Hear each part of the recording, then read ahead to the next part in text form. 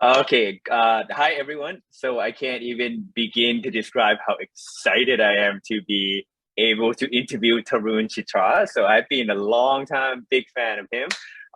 So before we go further than this, Tarun, good morning, wherever you are.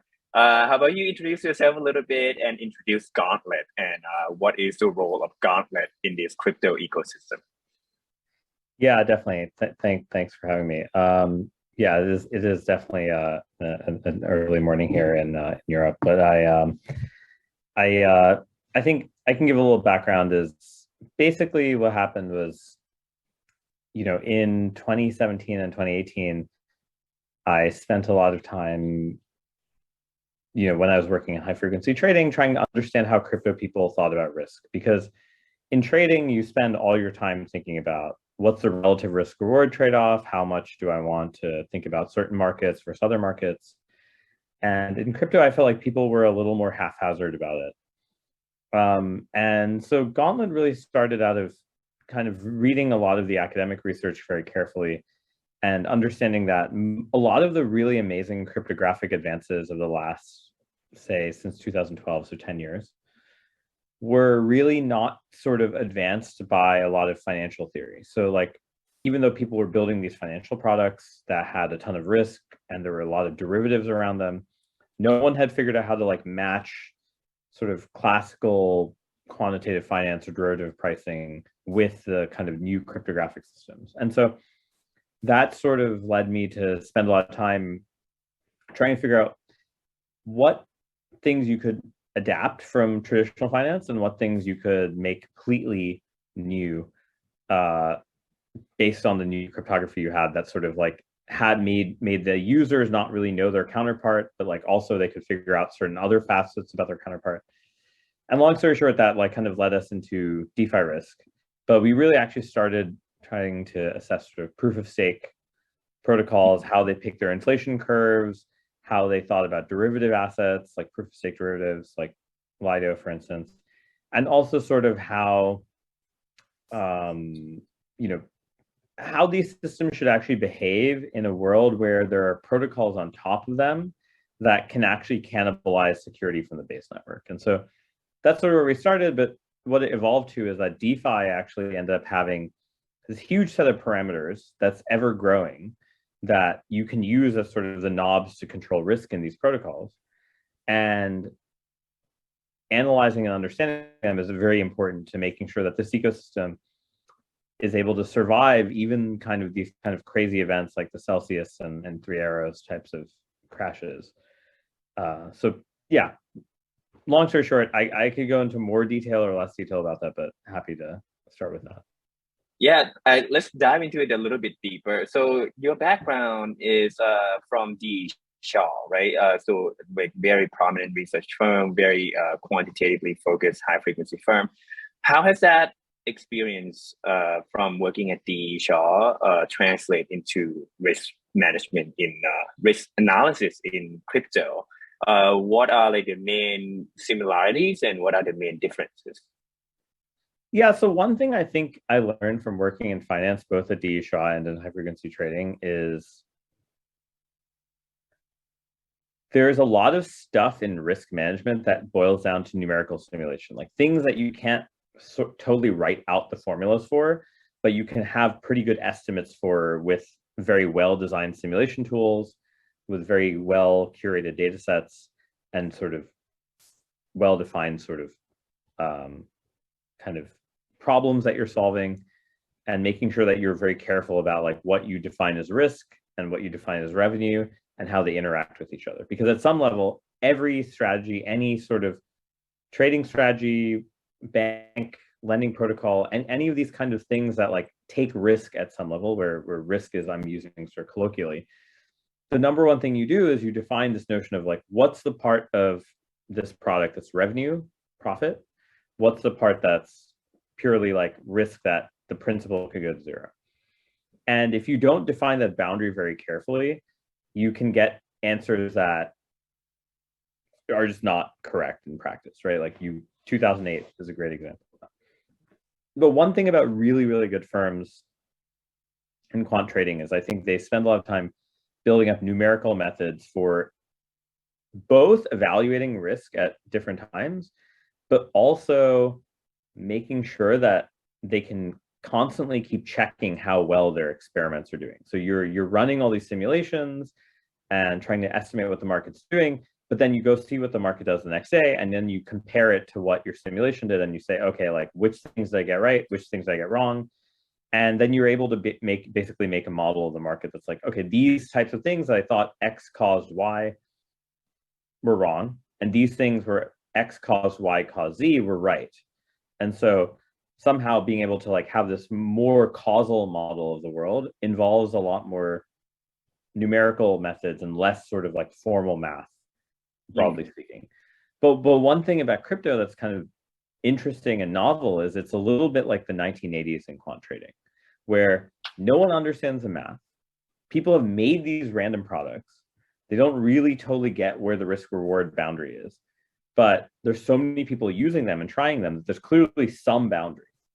And so first you have to invent sort of like the basic math, and then you have to say, okay, how do I make the math match what reality is and sort of become more accurate? And so that's really what we do, is like create sort of the standards, but then also, and that's why we write a lot of academic research, and then also figure out how to make it more practical by like using numerical methods to like take real data and actually make it actionable. Has it been an easy translation for you then, considering the classical theoretical viewpoint from quant trading, from TradFi, is kind of well thought out, and you just have to apply those theory into crypto? Like, is there any stumbling blocks that you didn't foresee in the beginning?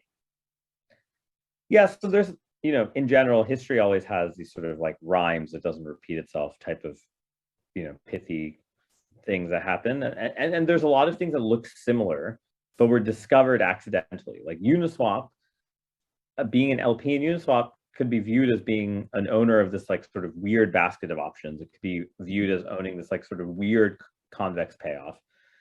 But it could also just be viewed as what the UX says, which is add liquidity, earn fees. You don't know what fees you're getting.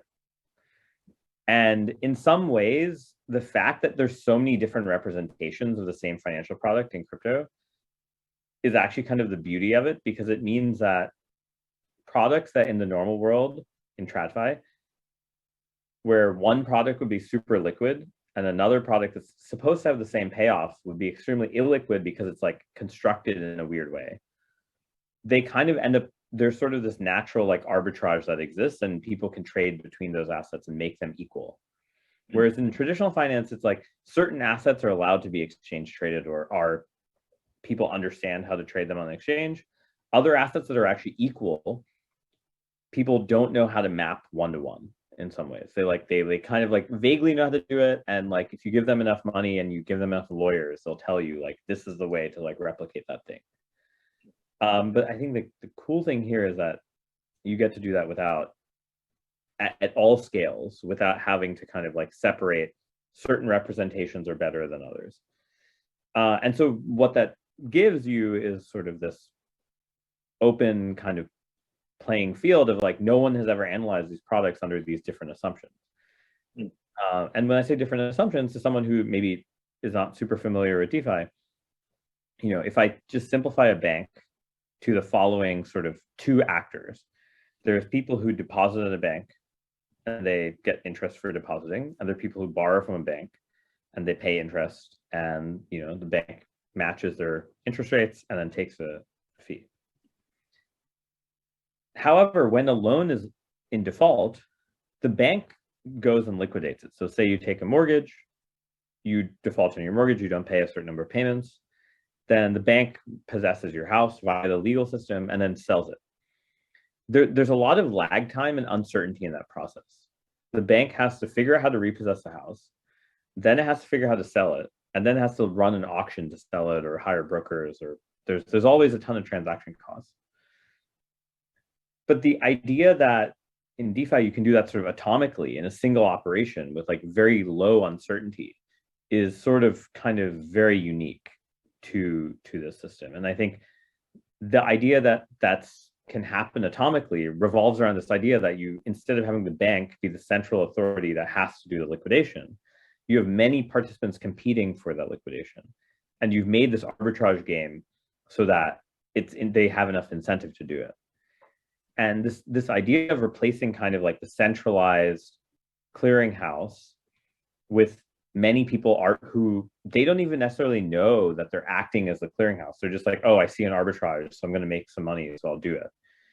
And this idea that you can construct these systems where you can make an arbitrage where anyone who has the sophistication to do the infrastructure side can just say like, oh, look, I see $1 there, I'm going to go pick it up. They happen to also impact in a socially good way to the whole system. They do this action that like traditionally you would need this kind of enterprise that was government anointed to do. Is kind of, that's sort of the beauty of these systems. And so, but that has some, that's what really changes the math, is the idea that you're replacing the centralized entity who you trust to do certain actions with this kind of, you know, the wisdom of the crowds. And that can be good and bad.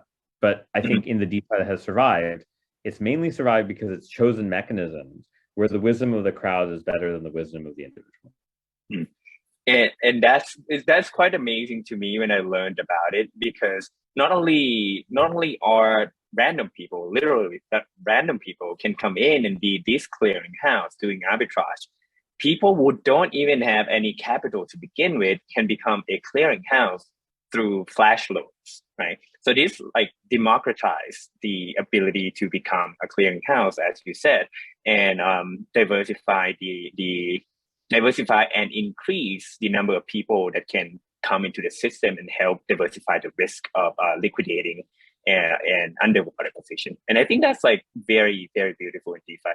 Another thing that I thought was quite interesting was your conversation about how XY equal to K curve is convex optimized, and Uniswap curve is like one of the I don't know how you put it exactly. Can you unpack that for us a little bit? Like, because I don't think when Unilab came out with XY equal to K, they probably didn't go through like a lot of math to make sure that it is convex optimized, and that's like one of the best curve to be using for AMM. And then you and your team came in and analyzed it. And your Uniswap paper is one of the most cited DeFi research paper of all time. Can you unpack that for us a little bit? Like, what's so beautiful about this AMM curve that everyone seems to be using? Yeah, so it's actually kind of crazy. So so in New York in 2018, I actually worked in this kind of shared office space when I started Gauntlet. My co-founder lives in San Francisco, but I was the only one in New York, and there was this shared office space that had a bunch of different crypto projects. And if I list the names of them, you're going to be like, wow, some of them really did well, some of them didn't do well. So it's like Bison Trails, Tezos, Hashgraph, Uniswap, interestingly, for a little bit. And basically, in November 2018, Hayden and MakerDAO team came to the office because they would do meetups there. Because like the office was this like communal space, and so different teams would do meetups like every week. So it would be like Arweave one week, Uniswap another week, Lightning people. Like it was sort of like didn't discriminate in terms of your crypto philosophy. It just was like a free space if you had a crypto event. And I don't know if that place will ever be recreated in any sense, but so that's where they first presented Uniswap. And I remember I was there with different people. There was Hart, who is from UMA, and a couple other people in DeFi. And at that time, DeFi was like, if we're going to be honest, it was like everyone in that room. It was like MakerDAO, Uniswap had just started, UMA, us, I guess Compound and Dharma were on the West Coast, but like that's sort of who everyone was. And for us, it was like we're just analyzing. We weren't making these protocols, right? So, but the community was extremely small then. And when Uniswap started, the entire narrative was actually around how do we make ETH DAI pairs liquid and MKR DAI pairs liquid? Because the Maker system relies on enough liquidity for people to buy back and refinance their loans to like basically make the peg kind of get closer to 1. But if there's not enough liquidity, then people won't do it, and then like the peg can drift a lot. And so one of the interesting things is at that time, no exchange was willing to list MKR or DAI. For a bunch of weird reasons, like they were all making their own stablecoins. There's sort of like some sort of political motivations. People would say it was because MKR was obviously a security because it was like paying fees in some ways. But the kind of most amazing thing was everyone who was in that room who worked in finance prior to 2018 said this thing doesn't make any sense and should not work. And everyone who was like a crypto native person who didn't really know anything about finance was like, hey, this sounds amazing. It sounds like it's going to work perfectly. And you had this amazing dichotomy in this room because like early DeFi was half people who work in finance, half people who were very, very crypto native. I mean, now everyone in that room counts as crypto native, but at that time it was like sort of this mix of like half finance, half like very, very like on the edge of like public goods funding type of stuff.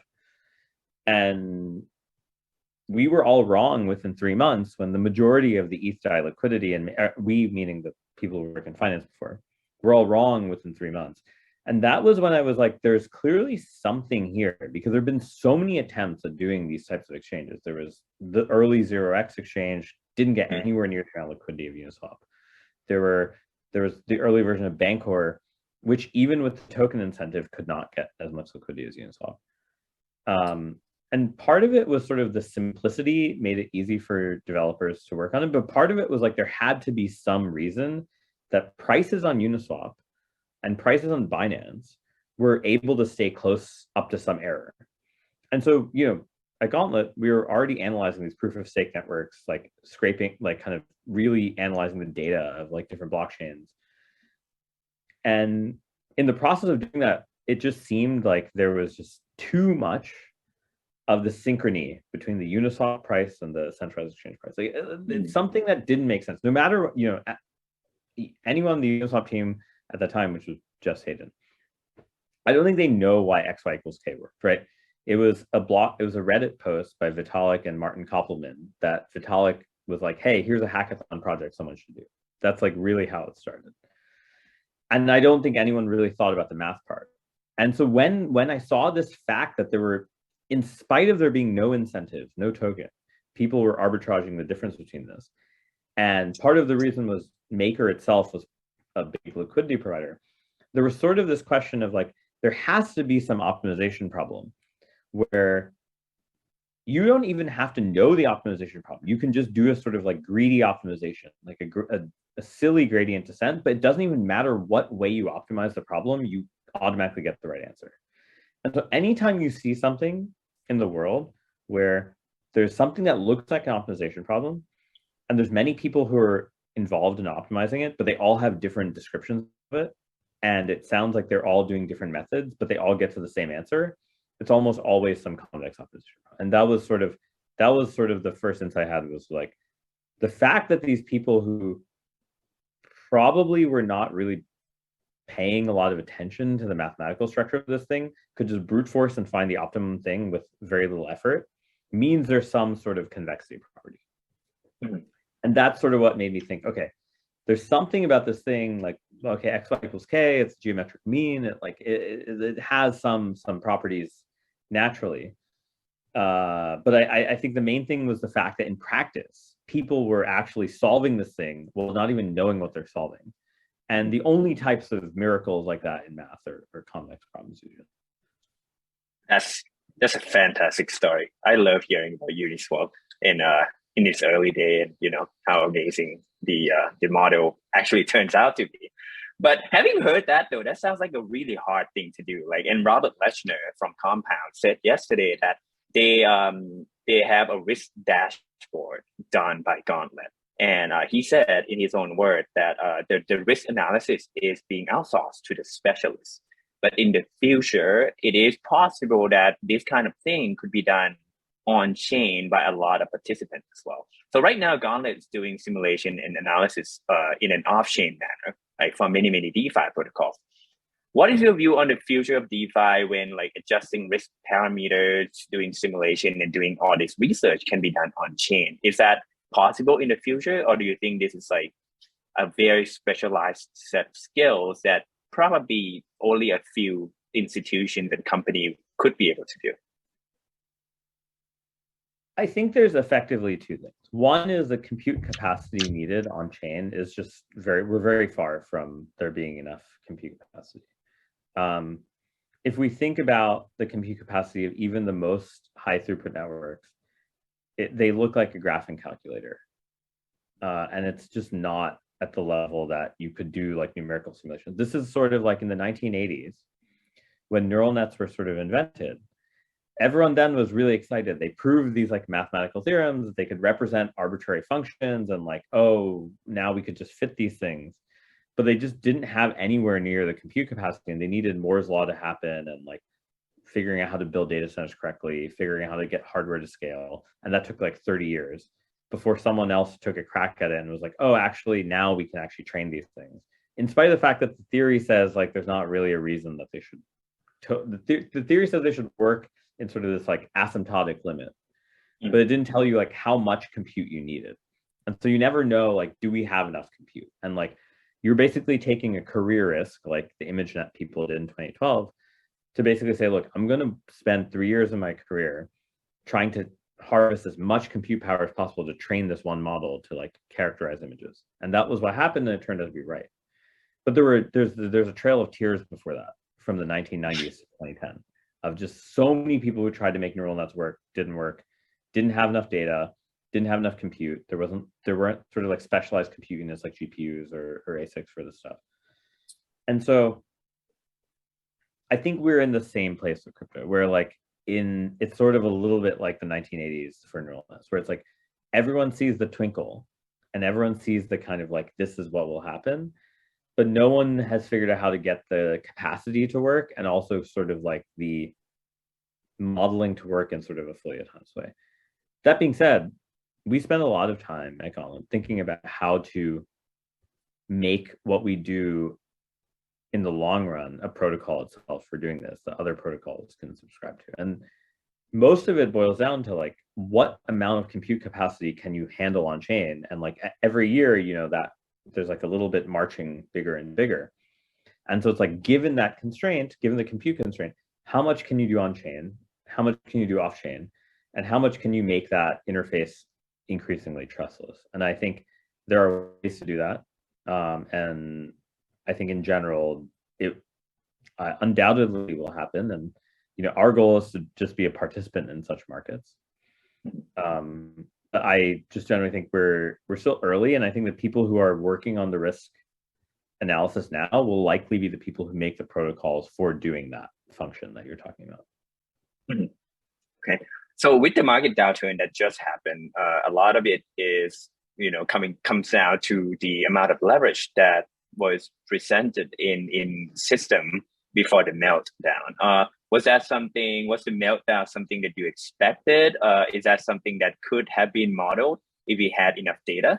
Or is that just something that is like a total black swan event that we couldn't have predicted? I think the anchor collapse, and I won't even call it a Terra collapse, I'll really call it anchor collapse, because like the majority of the reason I think Terra both grew to a scale beyond its ability to sustain arbitrage, as well as incentivize people to take bad loans, was effectively Anchor, more or less. And I think that was sort of somewhat preventable. And you know, there were a lot of times, I think over the last year and a half, where a lot of the protocols we work with, there would be a lot of community support for like adding UST or adding Luna. And, you know, we kind of pretty publicly said we're not going to kind of support that, because we really don't have a very good way of assessing the collateral in the system, especially given that most of it actually was generated by Anchor, and there was very little like sort of endogenous collateral the way there is in sort of Aave and Compound. And so I think like Luna was much more predictable, especially when you saw just the sheer inflow into Anchor from people who were not crypto native. I think the fact that there were a lot of venture capitalists who were telling their portfolio companies to put part of their fundraise into Anchor as a way of like maximizing runway should already be like kind of a warning sign when it's like this like highly leveraged system, but people are saying it's like free 20%. You know, like the fact that the narrative and the code don't match is always like a little bit of a warning sign. And there were many people who said this. I do this podcast with Robert Leshner, you mentioned, and Hasib from Dragonfly, and we were talking about this, and we even interviewed Doe actually about whether he felt safe doing this. And I think there's certainly, I think, people who are more in the know were kind of saying this, but unfortunately everyone was like, well, you know, I think it's like hard to fight the tide. Everyone is always shilling this. It's like very hard to be like, oh, like this thing will blow up. You'll get like all these people just angry at you all the time because they're all really bought into the system. And obviously that's a mistake, right? We all sort of made this mistake because we're like, well, there's, you know, things in crypto sometimes survive longer than they should, like Tron and Cardano, in terms of like how their reward structure works. Well, I mean, in some ways they've sort of like it is kind of compelling as an analysis problem of like why they've survived in spite of the fact that they've like kind of not delivered in a lot of ways. But in this case, it was, you know, I would say, you know, the fault is amongst those of us who kind of were like, oh, this is just not sustainable. There's no way people would put $20 billion into this. It just wasn't like fathomable. And there's a sense in which there was also a little bit of hubris because people were like, oh, well, like Jump is always going to arbitrage this. They're like 100% behind this. But long story short, I'd say I think the Terra piece was predictable. I think the thing that was maybe unpredictable and much harder to model, and for the record, I think everyone who was involved in building Anchor or investing in Anchor was extremely aware of the problems, right? People were like putting in all these proposals that would get voted down to lower the interest rate. Like it's not everyone just wanted the TVL Kool-Aid to go up, right? And obviously that's somewhat unsustainable. I think the thing that was much more confusing was the contagion. I think I personally had not realized the level of overexposure of a lot of the CeFi lenders. Like we tag a lot of addresses, and you know, when staked ETH on Aave had this sort of devaluation from par crisis, and we were spending like, you know, kind of staying up all night trying to model it to make sure that we could like figure out what the right governance parameters were. I would say that was the moment I realized, just from the new tagged addresses, we were able to kind of see like what sort of centralized lenders were transferring to it. The level of exposure is much higher than was known to people who were sort of checking the chain. I think like that was the CeFi lender exposure was kind of a little bit unreal in DeFi protocols. But the last thing I want to kind of leave with is DeFi protocols acted as sort of the clearinghouse. You know, none of these centralized lenders could get their collateral out until they repaid things.